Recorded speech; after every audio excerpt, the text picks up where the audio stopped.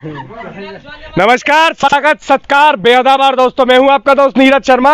अभी मेरे पीछे आप स्थिति देख रहे हैं, पूरा कीचड़नुमा रास्ता है। गांव है अस्तावन, कुमेर तहसील में पड़ता है। मामला क्या है पूरा आपको धीरे धीरे पूरा समझ में आएगा। पीड़ा गांव वालों की मैं शुरुआत में आप लोगों को बता देता हूं। यह गांव का गौरव पथ है जो आप मेरे पीछे देख रहे हैं। ये रोड कारौली की ओर जाता है, ये भी गौरव पथ में शामिल है। पीछे जो मुख्य रास्ता है ये एक आम रास्ता है जो पूरे गांव में होकर आ रहा है, आगे कुछ और गांवों की ओर जा रहा है। ये पूरा रास्ता दलदल नुमा हो चुका है। अगर इसमें ज्यादा देर खड़े रह जाओ, अगर ज्यादा चलो ना, हलचल ज्यादा कर दो खड़े खड़े, तो आप धंसते चले जाओगे। ऐसा दलदल नुमा रास्ता बन चुका है। नाली रोड सब चीज की व्यवस्था है, बावजूद इसके ऐसा क्यों हो रहा है, क्या कारण है? यहाँ के लोगों से आपकी बातचीत कराऊंगा, पूरी पीड़ा इन्हीं की जुबानी आप लोगों को सुनवाऊंगा। पूरे गांव, पूरे जो कीचड़नुमा दलदलनुमा रास्ता है, आपका भाई पूरे गांव के साथ उस रास्ते पर घूमकर निरीक्षण भी करेगा। आपको स्टेप बाय स्टेप पूरा रास्ता दिखाएंगे, कारण समझने की कोशिश भी करेंगे। शुरुआत में रिक्वेस्ट है वीडियो को शेयर करें, सब तक इस जानकारी को पहुंचाएं। जिस तरह का नरकीय जीवन ये गांव जीने के लिए मजबूर है, और पूरा गांव नहीं, पूरा गांव ठीक ठाक है, व्यवस्था ठीक है, परंतु एक क्षेत्र भर है जिसके अंदर ये दलदलनुमा रास्ता है। तो इसी क्षेत्र के लोगों से भेदभाव क्यों, इन्हीं का रास्ता इस तरह का दलदलनुमा क्यों रखा है, उसके बारे में बातचीत करेंगे। आप मेरे साथ में आ जाइए, कुछ ग्रामीण लोग हैं यहाँ पर, उनसे मैं आपकी बातचीत करवाया। तो एक बुजुर्ग साथी हैं।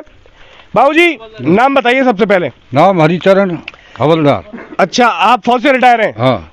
ये फौजी में रिटायर्ड फौजी हैं, बुजुर्ग हैं गांव के। क्या कारण है यहाँ पर ये इस तरह की स्थिति है, पूरे दलदलनुमा रास्ता हो रखा है साहब? ये मतलब ऐसा है कि जो पदधारी लोग हैं ना, उनका मकान आते हैं आगे, उन्होंने उधर से ऊंचा कर दिया है और ये पानी इधर को कर दिया है। अच्छा, तालाब में पानी नहीं जान देते। अब इधर से खेती वाले क्यों जाने देंगे? तालाब गांव शामिल है, उसमें जाने नहीं देते, इसलिए ये दलदल पड़ा हुआ है, कोई सुनवाई होती नहीं है। अच्छा, जो जिस साइड में पानी का निकास है उस साइड में कुछ पदाधिकारी व्यक्ति रहते हैं, उन्होंने अपनी साइड से ऊंचा कर लिया है। हाँ। अब पानी का निकास उधर है नहीं। तो जब इतने बस्ती की, इतने गांव लोगों को परेशानी हो रही है, जब वो ऑलरेडी खुद ही पदाधिकारी हैं, तो आप उनसे शिकायत ना करते कि भैया हमारे क्षेत्र में इस तरह से पानी भर रहा है, हमारा जीवन इतना खराब हो रहा है, इसकी कोई व्यवस्था करो। अपनी गाड़ी में बैठ के जाए। कर दिए उन्होंने, तो कह दे इधर को जाएगा पानी, इधर निकालो। इधर वो खेती वाले नहीं जान देते, जिनका खेत है उसमें नहीं जान देंगे। उनकी पैदावार बच्चों के लिए क्या होगा फिर? तो थोड़ी खेती है ये है। और भी साथियों से आपकी बातचीत करवाए, तो आप एक बार पूरा मामला समझ लीजिए दोबारा से सरल भाषा में, जो बुजुर्ग बता रहे हैं। इस और जो आगे रास्ता जहां पर सूखा है, जहां से पानी का निकास है, जहां से बता रहे हैं कि गांव के अंदर एक तालाब है। भैया कीचड़ में घुस गए हैं। गांव के अंदर जो तालाब है उसके अंदर पानी का निकास है, वहां ढलान है, पर वहां कुछ जो पदाधिकारी गांव के बड़े लोग हैं, उनके मकान है, तो वो उसके अंदर पानी को जाने नहीं देते हैं, वो उस तरह की व्यवस्था होने नहीं देते हैं। तो बीचों बीच में ये पूरी बस्ती घिरी पड़ी है, जो आम रास्ता भी। कितने घर होंगे जो इस रोड के आसपास आते हैं? 100 घरों की बस्ती है। तो इसका मतलब 1800 लोग तो हो गए, 1700 लोग आराम से। अगर 5-6 लोगों का रेशो लगाओ घरों के अंदर, तो यह पूरा दलदलनुमा रास्ता है। जहां पर रास्ते की पॉसिबिलिटी, हम उस ओर चलेंगे। कैमरामैन को थोड़ा आगे आ जाने दीजिए, और भी लोगों से आपकी बातचीत करवाऊंगा। मेरा ये भाई साहब है। भैया, नाम बताओ आप। मेरा नाम हाँ जी, पहले सभी बुजुर्गों से बात सुन लेते हैं, क्यों अनुभव बुजुर्गों के ज्यादा। मैं खुद को खिचड़ो, ये तो गहरा बहुत हो। हाँ जी, नाम बताइए, मैं पकड़ लूंगा। मेरा नाम इधर देख के बताइए। मेरा नाम चलल सिंह सनोब चल्ला। हाँ जी, जाति जाट, गांव अस्तावन। ये मतलब ये प्रधान ने अपनी 8 साल हो गए इस खिचड़ी को। अच्छा। 8 साल से प्रधान ने अपनी तरफ ऊंचा कर दिया, अपनी मकान की साइड से। वह बोला कि मैं इस पानी को इधर नहीं जान दूंगा, इधर को जान दूंगा। इधर को खेती में कोई नहीं जान देता है, क्यों? फसल गलती है दूसरे की। तो जब ये किचड़ा पड़ा हुआ है, जो तालाब में जाने देने में क्या दिक्कत है? प्रधान अपने उसके घर के आगे से नाली में से तालाब में चले जाए। मैं प्रधान हूँ, मैं नेता हूँ, मैं SDM हूँ, मैं कलेक्टर हूँ, मैं तहसीलदार हूँ, ऐसा मानना है? ये नाम रहता है। अच्छा, जो कि अच्छा। पानी को नहीं जान दूंगा, अच्छा, ये कहता है। तो दोस्तों आपसे रिक्वेस्ट है, चप्पल थोड़ी फंस गई है मेरा भाई, थोड़ा साथ देना, मैं निकलता हूँ। तो दूसरा साथ के साथ मेरे साथियों रिक्वेस्ट है आपसे, वीडियो को शेयर कीजिए और सब तक इस जानकारी पहुंचाइए। अरे बस भैया, सब तक इस जानकारी को पहुंचाइए। चप्पल फंस गई। आप देख रहे हैं, मैं कह रहा था ना आपको शुरुआत में कि दलदल नुमा रास्ता है, तो दलदल तो है ही, तभी तो फंस गए। एक यहाँ मेरा एक युवा साथी है भाई, मेरे को कह रहा था कि भैया हम दौड़ने भागने वगैरह फौज पुलिस की तैयारियां कर रहे हैं। अब देखिए इस रास्ते में फिसलने की वजह से मेरा पैर में चोट आ गई है, अब मैं तैयारी कैसे करूं? तो परेशानी को आप समझने की कोशिश कीजिए। उस एक और किसानों के खेत है, उस और वो पानी जाने नहीं देते, उनकी फसल खराब हो जाती है, पूरी तरह से वो फसल पे निर्भर है, उसी से उनका जीवन चल रहा है। आप भी समझते हैं किसान का। एक तरफ प्रधान है जहां से पानी का निकास है, वो कहता है भैया मैं प्रधान हूं, मैं वहां से पानी को नहीं जाने दूंगा। तो आपसे रिक्वेस्ट है वीडियो को शेयर कीजिए, सब तक इस जानकारी को पहुंचाइए। बीच में ये 100 घरों की बस्ती है जो इस दलदली रास्ते के आसपास और इससे निकलने को मजबूर है और ये नरकीय जीवन जीने को मजबूर है। आगे भी रास्ता पूरा दिखाऊंगा और इन बुजुर्ग साथियों को, इन यहाँ स्थानीय साथियों को दिखाते चलो जो यहाँ पर इस रास्ते के अंदर चल के आपको पूरा माहौल दिखा रहे हैं लाइव तस्वीरों के माध्यम से। रिक्वेस्ट है मेरी वीडियो को शेयर कीजिए। इस परेशानी को गांव अस्थावन के इन 100-125 घरों की परेशानी मत समझिए, ये परेशानी पूरे हर क्षेत्र के उस व्यक्ति की है जिसके गांव में इस तरह की कोई परेशानी हो रखी है। क्योंकि अगर आप वीडियो को शेयर करेंगे, इनकी आवाज़ को बुलंद करेंगे, इनका स्थिति सुधरेगी तो ये भी समझेंगे कि इस तरह से काम बनता है। अगर आपके क्षेत्र में कोई परेशानी होगी, आपका भाई वहां भी आएगा, आपकी आवाज़ को उठाएंगे और तो ये जानकारी को और आपकी आवाज़ को बुलंद करेंगे। इसी तरह से स्थिति सुधरेगी, इसी तरह से बदलाव आएगा। इस तरह की क्रांतिकारी पत्रकारिता भी आपने कभी नहीं देखी होगी। कीचड़ में घुसकर अंदर जाके स्थिति दिखा रहा हूँ। जो बहरा प्रशासन एसी कमरों में बैठकर अपने आराम फरमा रहा है, वो समझे कि जनता कितनी तकलीफ में है। उनको मैं जनता के बीच में जाके उनकी तकलीफ दिखा रहा हूँ। प्रशासन को और सरकार को समझ में आ जाना चाहिए।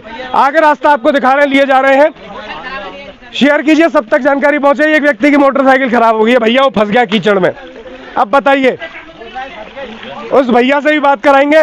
देखो रास्ते की क्या स्थिति है भाई साहब, और कारण क्या है कि सिर्फ यहाँ के स्थानीय व्यक्तियों का मन, उस तरह की कुव्यवस्था जो अपने मन और ईगो के चलते वो फैला रहे हैं। जैसा ये स्थानीय व्यक्ति बता रहे हैं, सूरत लगती तो ऐसी ही है उस हिसाब से। तो इस भाई से ही बात कराएंगे। भैया थोड़ा इधर आ जाओगे, मोटरसाइकिल पे हो तुम तो।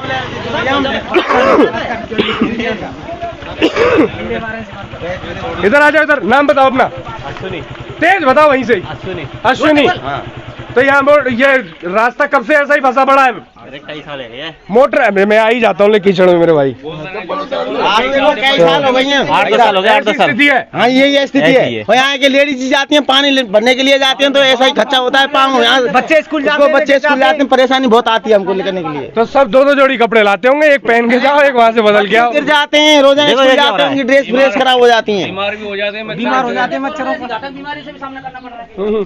आप कल्पना कीजिए अभी किस तरह की महामारी के दौर से अभी हम लोग पूरी तरह से बाहर भी नहीं आए हैं और ये एक डेंगू नाम की महामारी का पालन केंद्र चल रहा है। यहाँ पर डेंगू पल रहा है और वो तैयार हो रहा है यहाँ छोटे बच्चों को, महिलाओं को, बुजुर्गों को डेंगू से ग्रस्त कर देने के लिए। भैया साथी हमारे नाम बताओ पहले। मेरा नाम अनिल कुमार है। अनिल कुमार जी, हाँ बताइए। देखो रास्ता भी सुकड़ा है और आगे पानी जाने नहीं देते हैं और नालियों पर दीवार लगा दी सरकारियों पे। पहले नालियों पर सरकारी नालियों दीवार कैसे? अभी पुरानी ये दीवार है, ये सरकारी है। अच्छा। और इस पे ये दीवार लगा दी, वो क्या है? अच्छा। तो रास्ता सुकड़ रहे हैं इनसे और पानी का भी आगे निकास नहीं होने देते तो खच्चा तो होगा ही। ये पानी का निकास कहाँ है? दूसरी तरफ और आगे नहीं है, तालाब नहीं है, पानी निकलने का कोई रास्ता नहीं है। अच्छा दोस्त, तुम बता रहे थे ये चोट दिखाओ इनकी, ये यहीं इसी रास्ते पर चोटिल हुए हैं। पहले चोट लग गई थी, दौड़ने के लिए आते हैं, सुबह सुबह इसमें गिर जाते हैं। दौड़ क्यों, क्या तैयारी कर रहे हो दौड़ने के लिए तुम? आर्मी की तैयारी कर रहे हैं हम, फौज की तैयारी कर रहे हो? अच्छा देखिए, अब युवा साथी बता रहा है इसी रास्ते फिसल के गिर गया। अब ये दौड़ की तैयारी कर रहा है, फौज की तैयारी कर रहा है, देश के लिए सीमा पे लड़ना चाहता है, परंतु ये यहाँ इस रास्ते में कीचड़ में फिसल के गिर गया।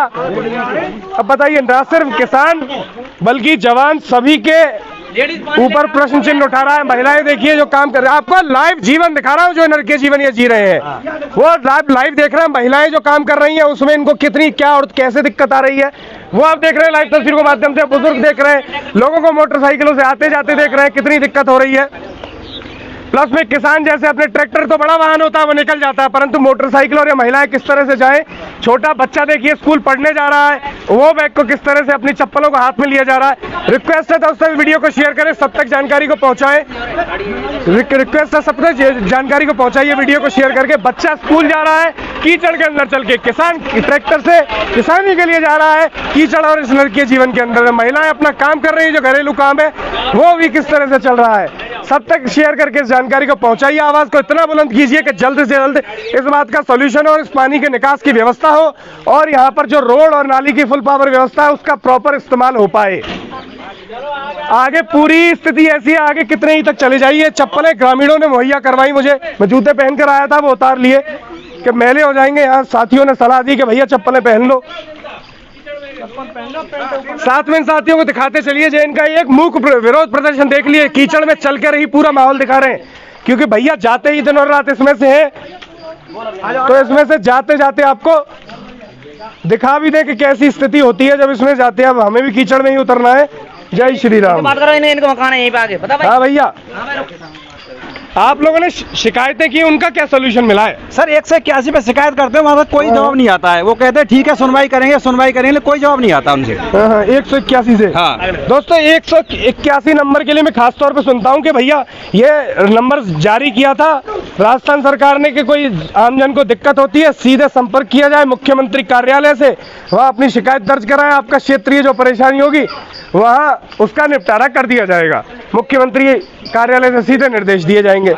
परंतु इस नंबर के लिए मैंने खास तौर पे जनता से जहाँ सुना है कि भैया यहाँ शिकायतें लंबित रहती है, कोई फैसला या कोई वहाँ से कोई सूचना आती ही नहीं है, कुछ होता ही नहीं है।